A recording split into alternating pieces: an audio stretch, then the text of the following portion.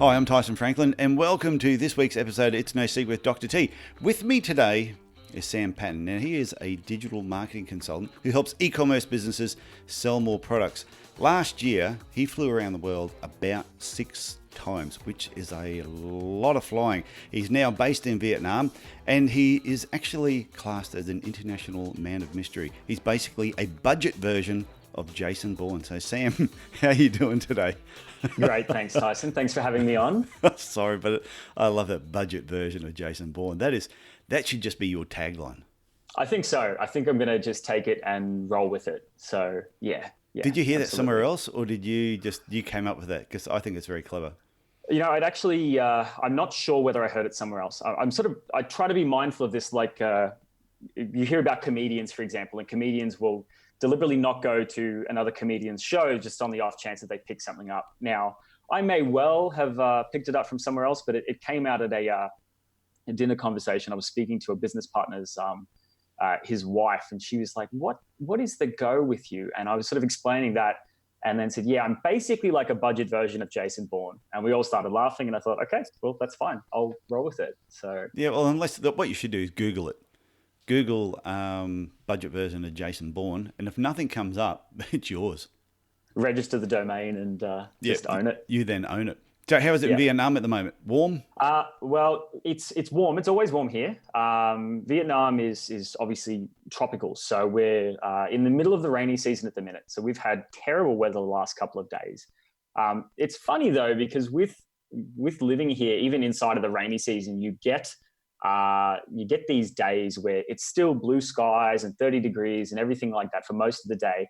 But like clockwork, it hits 2:00 in the afternoon and the skies just open up and it dumps rain for about an hour, and then it just makes everything humid, 85-90% humidity for the rest of the day. So it's sort of gross to be outside in that respect. Quite happy to be here in my ivory tower as opposed to being outside today, because it's pretty average out there. So what took you to Vietnam in the first place? Why Vietnam? Why are you based there and not in Australia?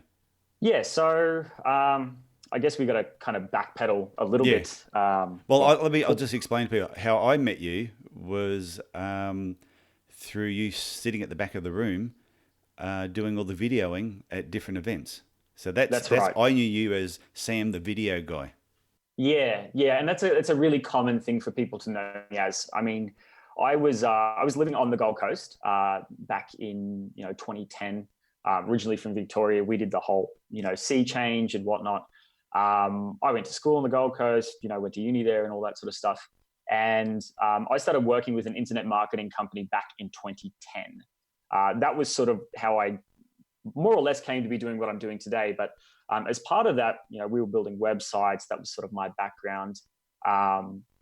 But the company I was working with, they would do events. And actually, even thinking back to it today, it sounds bizarre that we even managed to pull it off. But we would do these 4-day workshops, which just is insane to me. I mean, you were obviously in the event space. You know what it's like to just try and organize 1 day of a workshop, let alone 4 days worth of content, managing the attendees and everything like that. So we were doing these 4 days, and we do a number of these a year. And basically, I sort of got thrust into the role of, okay, here's a soundboard. You can go and use that, right? And I'd had no training. I just sort of was that video included or just the sound at the time? The video came later. So we actually used to run a team. We had about 4 people doing the stuff back of house.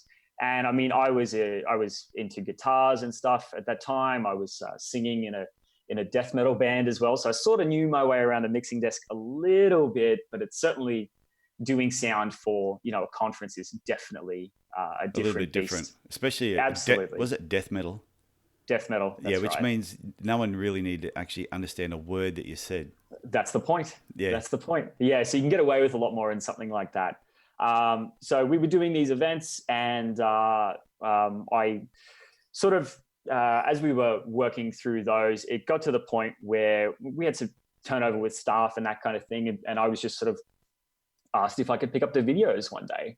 We had a guy that I was working with. He was our video guy, and he ended up moving. He was a Russian guy, actually. So he moved back to Russia, and we were sort of like, okay, well, we need someone to do the video. I thought, well, I can pick that up. And so I learned that. And then yeah, basically that's where all the video side of things happened. And so these days, and I don't do much of it anymore, admittedly, I've sort of wound down that arm of the business, but I was running a business in Australia where I was filming events and doing the sound and basically being a human octopus, running and doing the job that we used to employ 4 people to do. I do that all myself. And I've seen you do it very well. Thank you. Yeah. So there's quite a bit that goes into it. And obviously, living abroad and stuff like that, it's hard to run a business where you have to physically be in person. And that's not what we do day to day anyway anymore. So that's sort of where I got into the AV side of things. But also while I was working for that business, we were really fortunate I got exposed to this whole digital nomad living abroad lifestyle. Basically, back in 2013, I think it was, we ended up, the company paid for us all to go to Chiang Mai in northern Thailand. And I'd never been to Thailand. I'd been overseas once, when I was a kid growing up and all of that. But we went to Thailand, and I distinctly remember walking around Chiang Mai thinking, I could live here. This is really cool. What was it about it that you liked? Well, it was just... It's the same thing that sort of drew me to Vietnam some years later. And it's basically it's just weird. It's just weird and different. And there's a nice thing about just seeing things that you don't understand. I think that there's a humbling aspect to it where, even today, I was walking down the street this morning and, just observing what's going on around me. There's scooters everywhere. There's smells, there's things cooking, there's a coffee shop literally just set up on the side of the road with some guy who'll, scurry back under an umbrella and whatever else when it starts raining.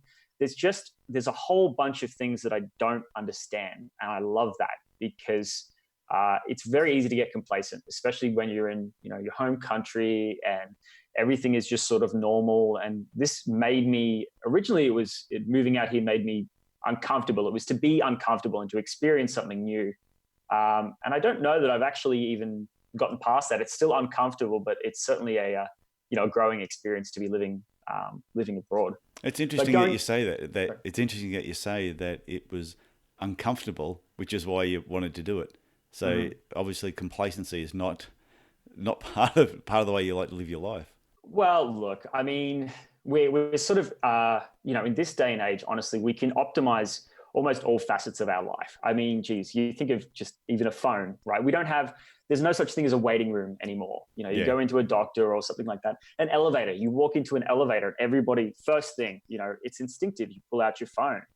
We've got Uber Eats and stuff like that as well. If you want to optimize a certain part of your life, chances are there's an app for that, right? And, that's all fun and good, but I like to read about stoicism and that sort of thing. And I think that there's a certain importance to, staying uncomfortable. I think it helps, just for staying grounded. Really, we can get caught up in just the minutia of things. Someone cuts you off in traffic and you're really going to let that give you a bad day.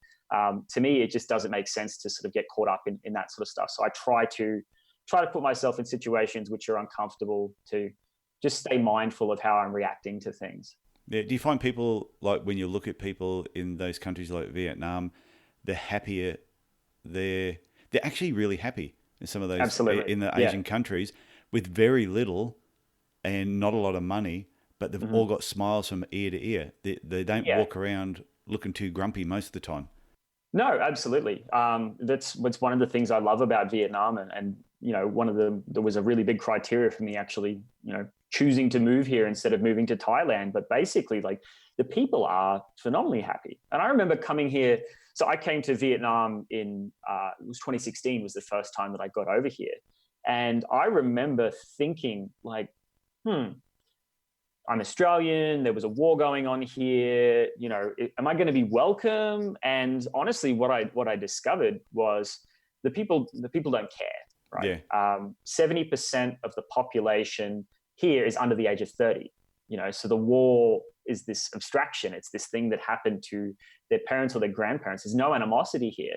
And what you have left is just this thriving community of people that, despite it being a communist country that they have here, you've got a bunch of people who just want better for themselves, And so I think that starts with the individual. If you want to do better for yourself, then, maybe you need to start a business or something like that. And there's a lot of people that really the general state of affairs here is happiness. Yeah. So why Vietnam and not Thailand when you went to Thailand first and you went, oh, I could really live here? So I went back in 2013. Now, it was actually at an event. It was an event that I attended, and a guy was like, oh, you travel a bit.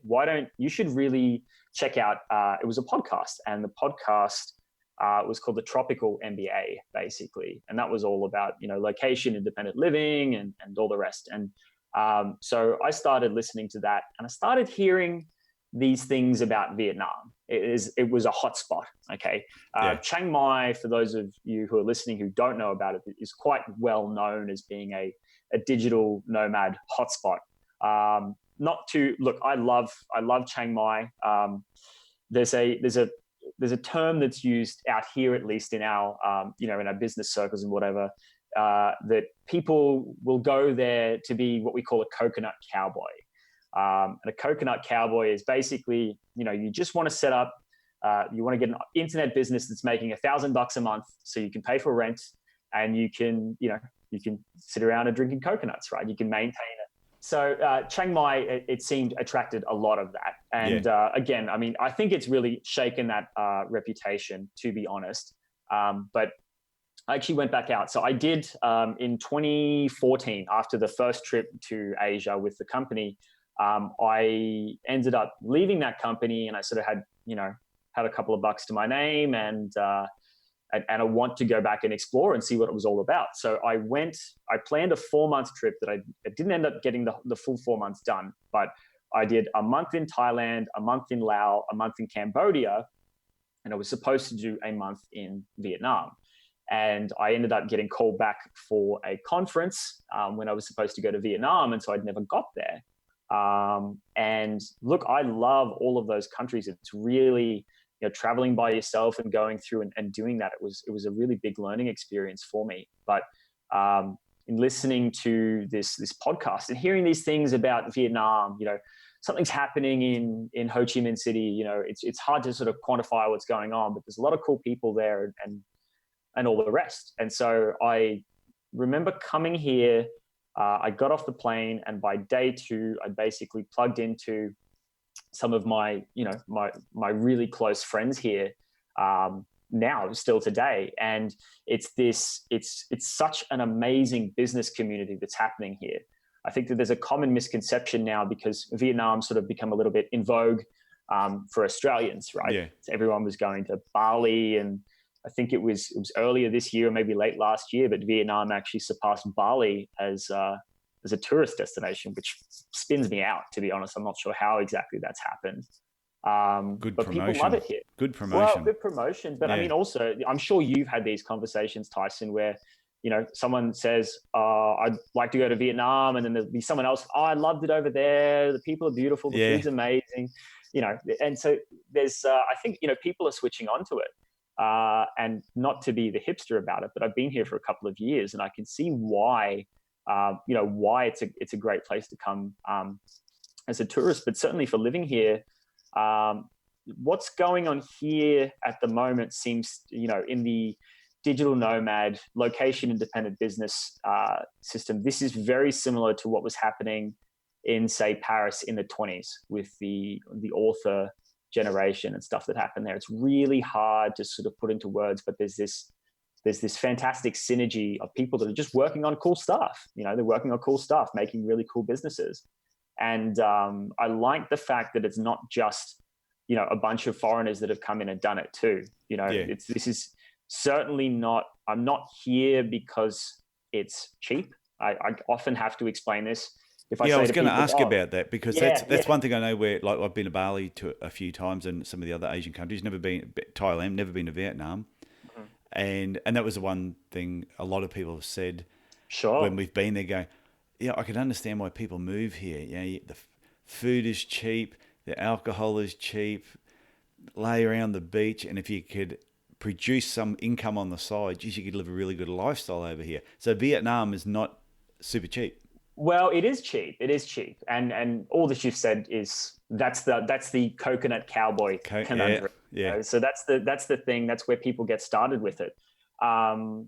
It can be cheap. It's definitely a dual economy system here, and so I'm not here because it's a cost saving exercise. I'm here because the amount of opportunities that have come out of just living here and breaking bread with the people that are in the business space is stuff that I just didn't have access to back on the Gold Coast as well. There's entrepreneurs that are out there and doing their cool thing, but the lifestyle is different, unless you're actually going to an event or something like that.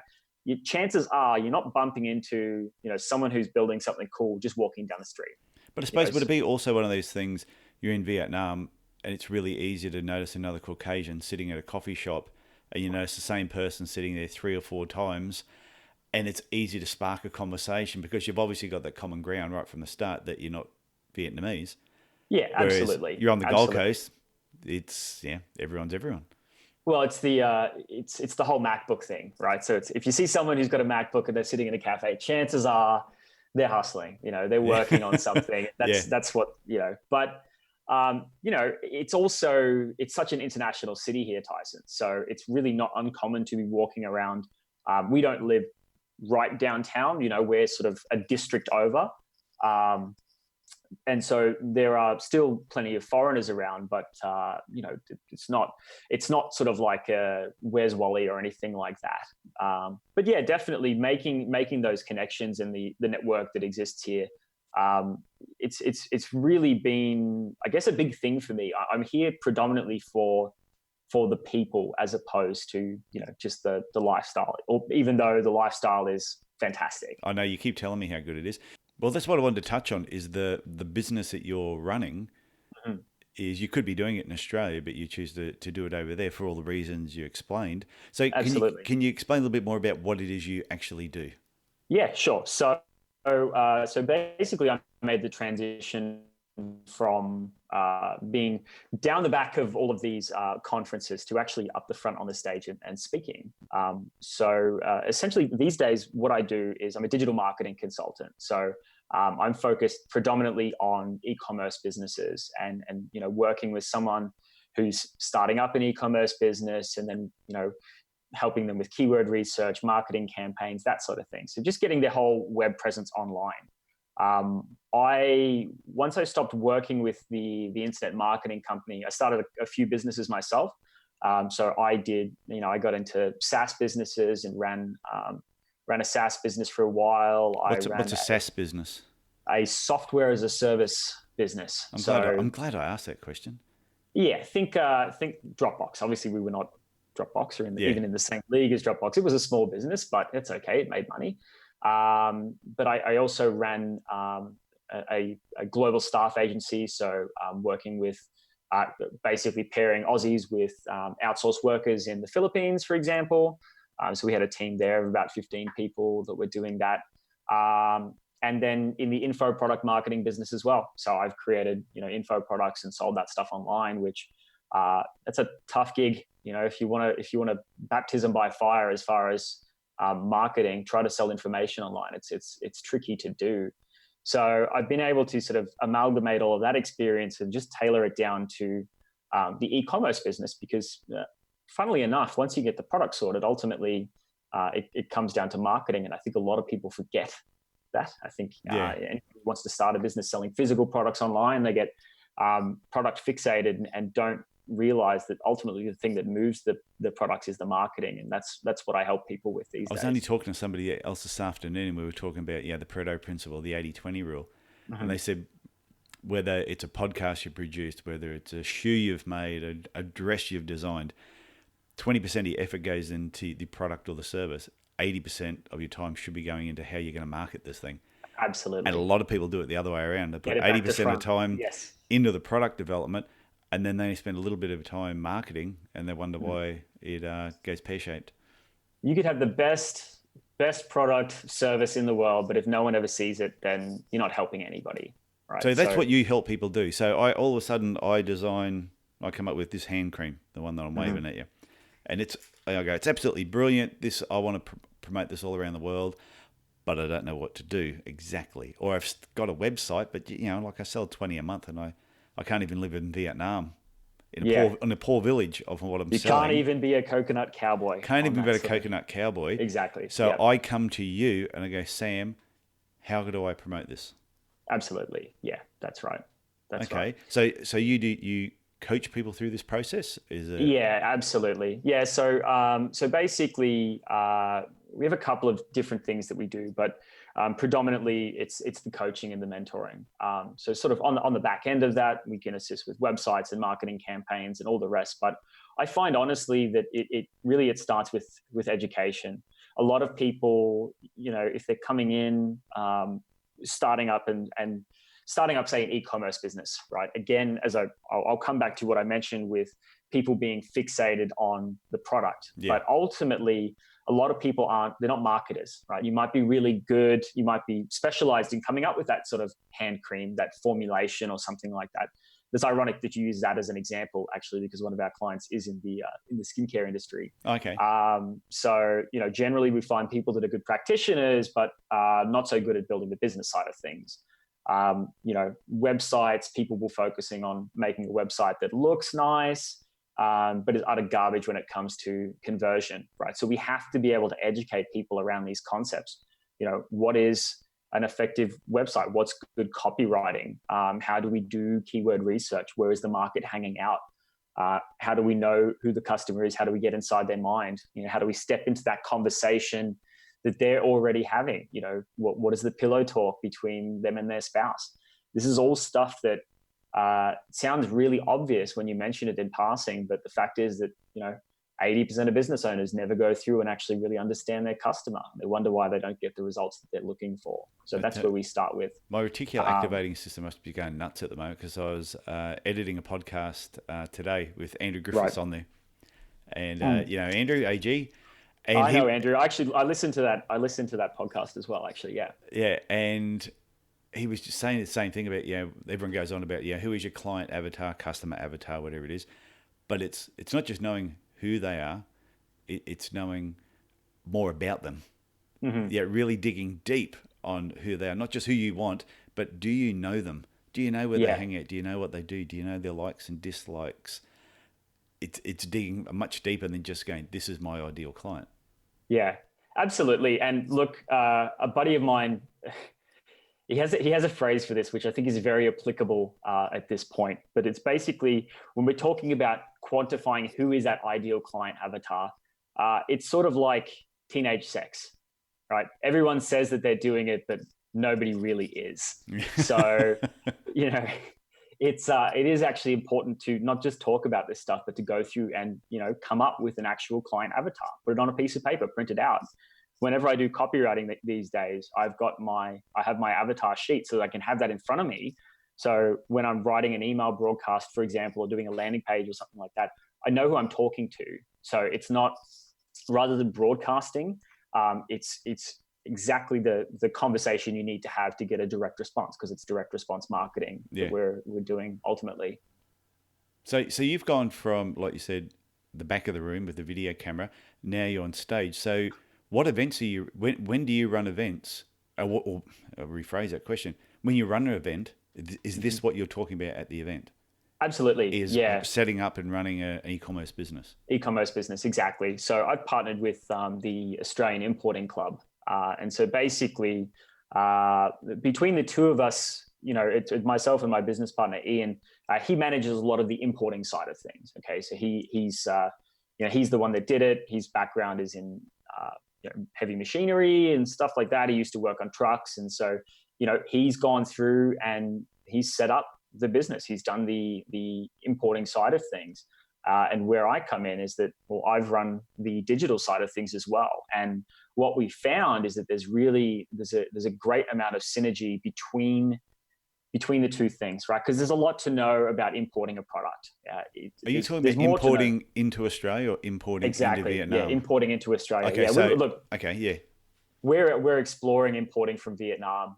It's still a developing market here, but we have offices in China. So we're really fortunate that for us, it's quite easy to import products from China into Australia, or anywhere else in the world too. We have clients that sell in Europe on Amazon, for example, people that are selling into the States. Largely where the products go to is irrelevant. The business model remains the same, and what it comes down to at the end of the day, it's marketing. So I'm really fortunate that I get to be able to go and spread that message on the stage. We do somewhere in the vicinity of 8 to 10 seminars per year. And so, we get to talk to thousands of people about this and help them to actually set up their own businesses, which do is you do really that in cool. Australia as well? That's in Australia, yeah. So I actually, as far as Vietnam, look, we don't do those seminars here yet. Something that we may explore, but for the time being, I mean, we're certainly geared towards Australian businesses, and so I'll jump on a plane. I was in Perth 2 weeks ago, sort of speaking over there. I'm on a plane, back and forth all the time. So you speak at other people's events, or do you run your own event? No, we run our own events. Okay. We run our own events. Yeah. So when's the next one in Australia? Next ones are coming up in a couple of months, I believe. So the end of August at this stage we've got a few on the East Coast now. So there'll be a Gold Coast. We're going to do one down at Parramatta and another one in Melbourne as well. So if you want to come along to that, you can check those out at australianimportingclub.com and register for those. We do those as free events just to be able to show people what they need. Okay. So did you say that's August? That's this month? August this month, yeah, at the end of the month. Marketing is like sport for me. It's as much as, yes, we do the teaching side of the business, we're still very much involved in the doing, and day to day we're sort of looking at campaigns and doing copywriting, and I'm really fortunate in the respect that I get to see inside of a lot of businesses. So I get to see the stuff that works and the stuff that doesn't, and help people to go through the changeover process from something that's perhaps not profitable to something that actually builds a real lifestyle. So I love it. Okay. So going back to my hand cream, I found the hand cream. I then contact you. I said, I've got a website not working. I'm selling 20. Would you say go to the website first and have a look through there? That's where we start. Start generally. there. Yeah. Well, it depends. Okay. So if you've got a product, typically the first thing we look for is a niche to match the product. One of the biggest mistakes I see when people get into the e-commerce thing again is that they get product focused, and it's okay to be passionate about a product. I have no issue with that, but I don't believe that you should fall in love with the product. I think you should fall in love with the customer. And so often what happens is that people will see they'll see a product, they might, get an idea online, look at an Alibaba or something like that. And say, oh, this is great, I could sell this. But they don't consider what niche we're trying to sell into. And, for me, I like to just sort of expose people to the idea that you can be a market of one. If you position yourself effectively inside of a niche, you can be not the better option or the cheaper option, but the different option. And that's applicable to all forms of marketing that you do. We just do the same thing with a product. So, why should I buy your hand cream over someone else's? Because that becomes tough, right? That's then a commodity, and it becomes a race to the bottom. And ultimately, if we've got someone who wants to get into this business and they don't know what they're going to sell, that to me, it's so far down the totem pole as far as what you should be focusing on, because it's much easier to identify a market, find out what they want, and then you just sell them the things that they want, as opposed to coming with a product as well. But we understand obviously that people do start, they start with a product, and then we would turn around and go back to, well, who's the client? Okay. Who's the client? And then once they learn this process, they then just repeat it. If they come up with other products, they just repeat the process.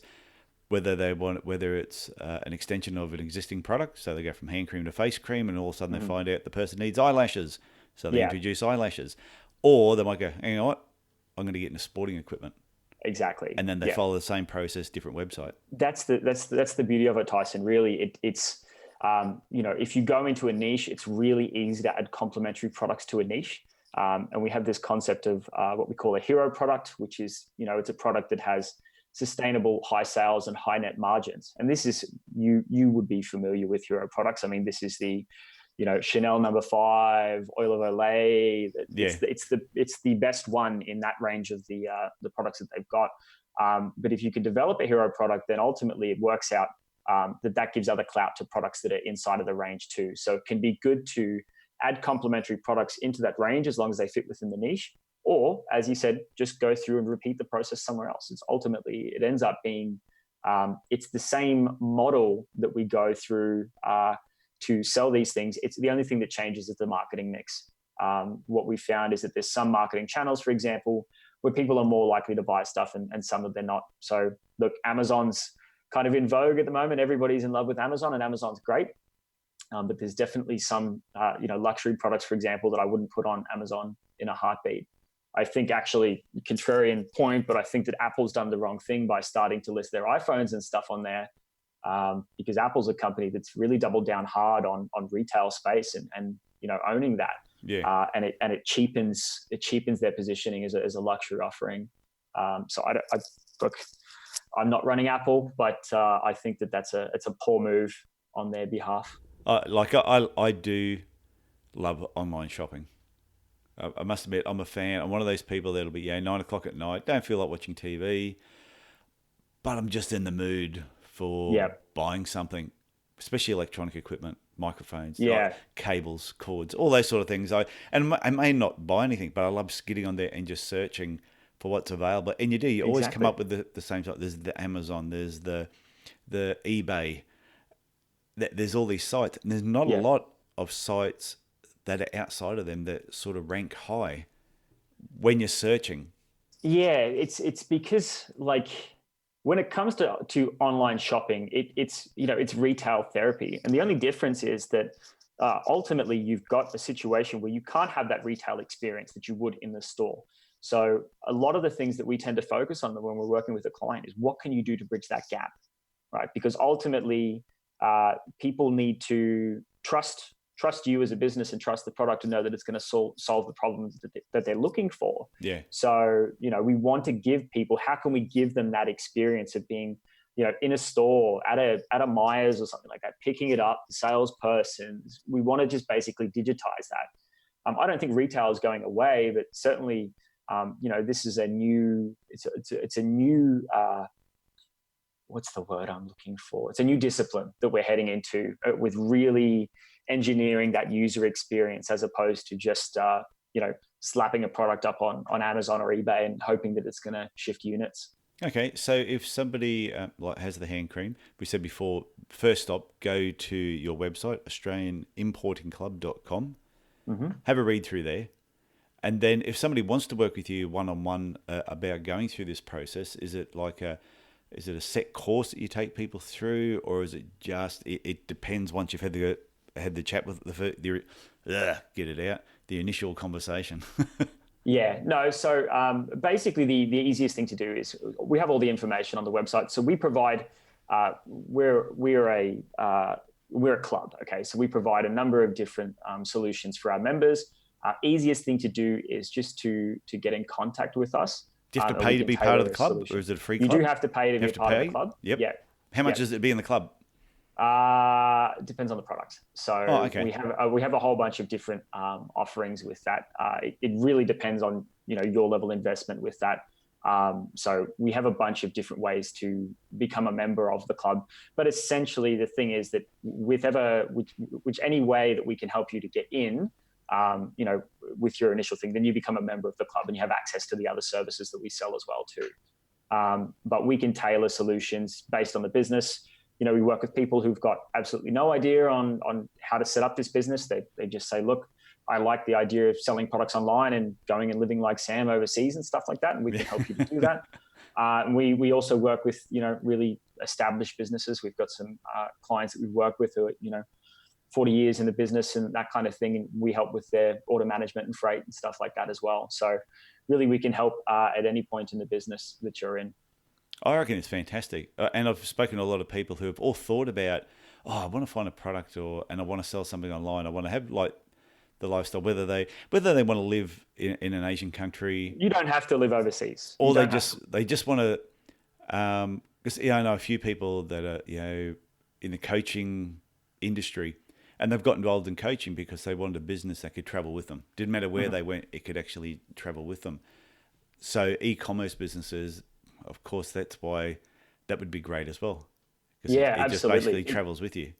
It's kind of counterintuitive, with a business where you're holding stock, that could be really quite portable. But honestly, with the advantage of third-party fulfillment, you talk about Amazon, they have fulfillment by Amazon. So you ship your products to them and then they pick and pack and ship. You don't have to touch anything.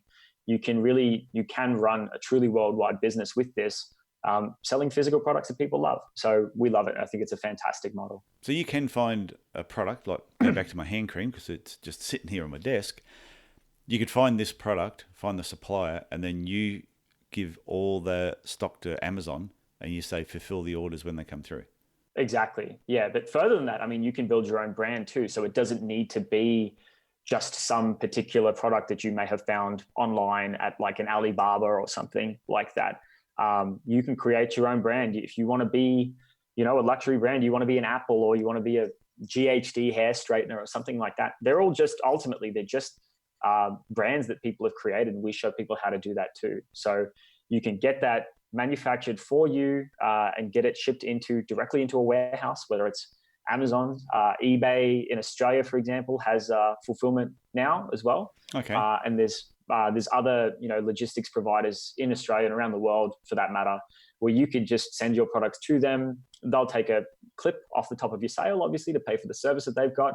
But as long as you source well, you have the margins to be able to pay for that. So ultimately, it becomes a decision of, do you want to be marching down to Australia Post with a couple of things in bubble mailers, or do you want to pay someone a couple of bucks to do that?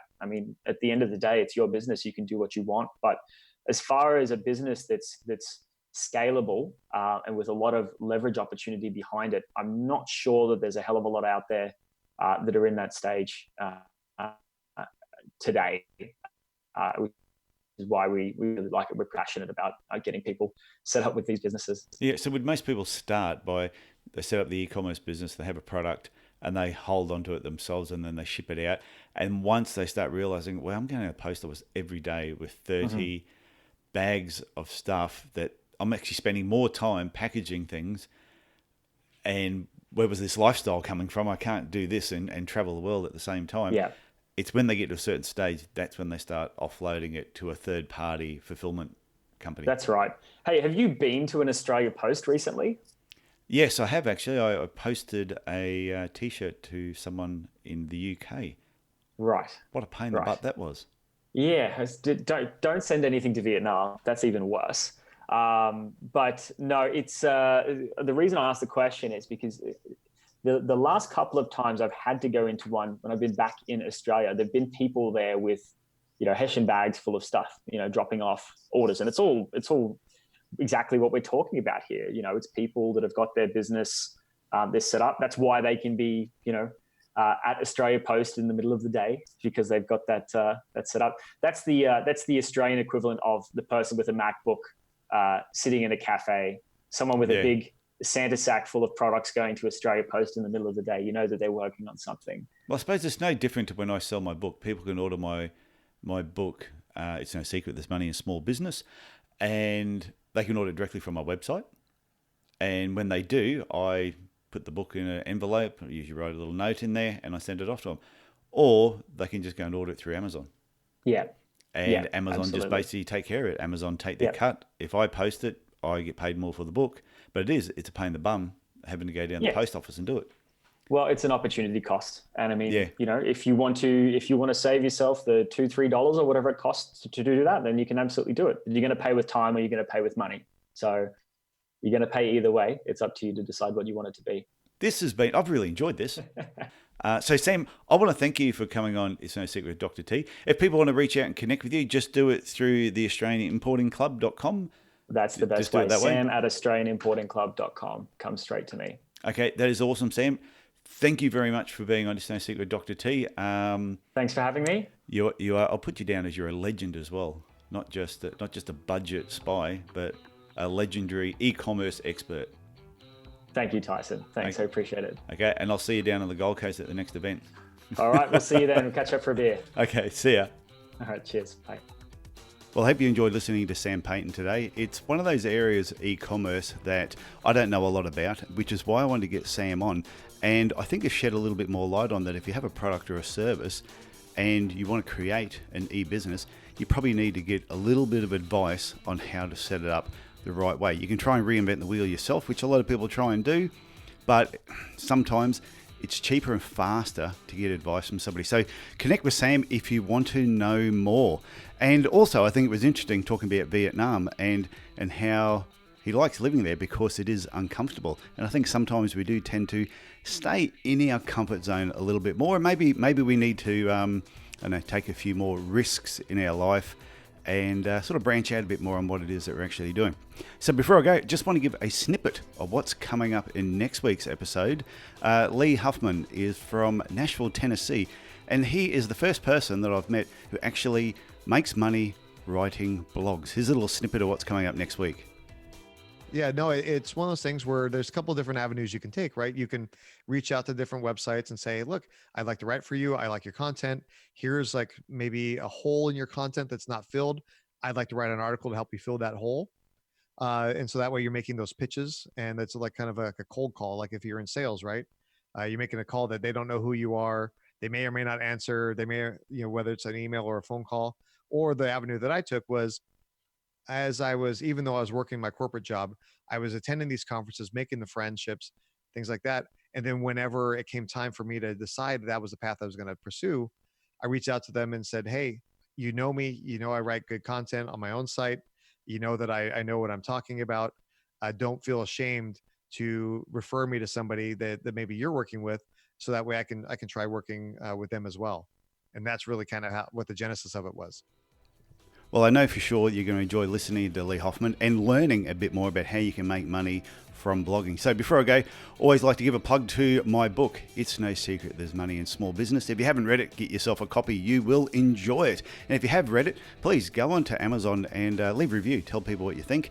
And if you're enjoying this podcast, you can do the same thing on whatever podcast platform you listen to. Okay, that's it from me. Look after yourself, look after your family, and I will talk to you again next week. Bye for now.